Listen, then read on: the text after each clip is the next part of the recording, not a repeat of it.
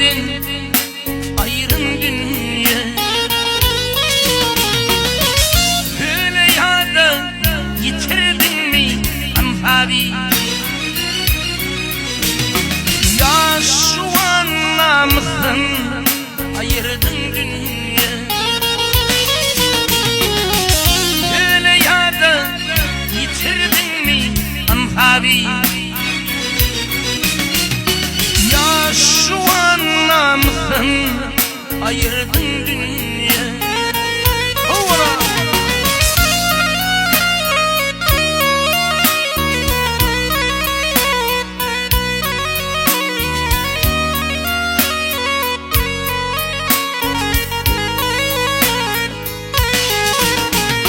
Gül yaşakar gidip atayneni, yardı koydum baydık deyin kumani. Hani benim torunlarımın zugali, alov bilen otla bir dünya.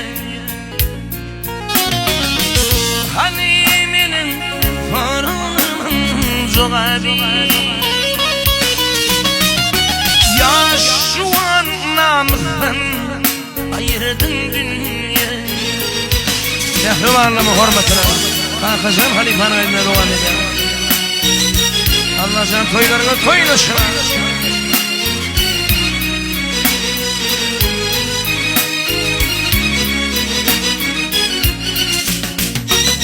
Yani daha toyla uttu olsun.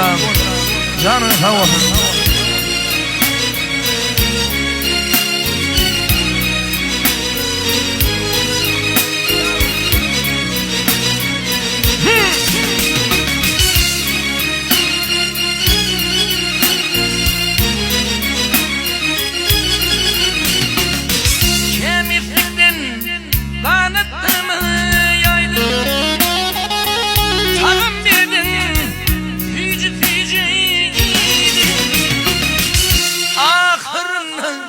Akçı biri giydirip ağaç hattın baka uğradın dünya. Ahırına akçı biri giydirip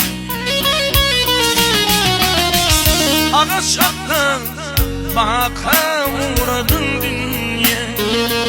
Sağ olasın.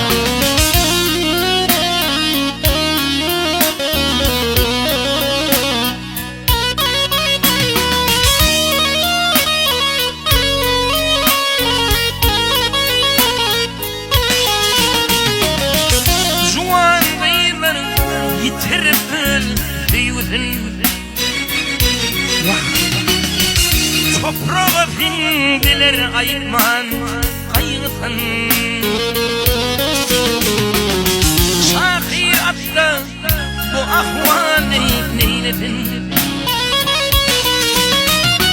Hiç hakkın elinden doyurdun dünya. Hani benim torunlarımın zugali, ya şu an namısın ayırdın dünya.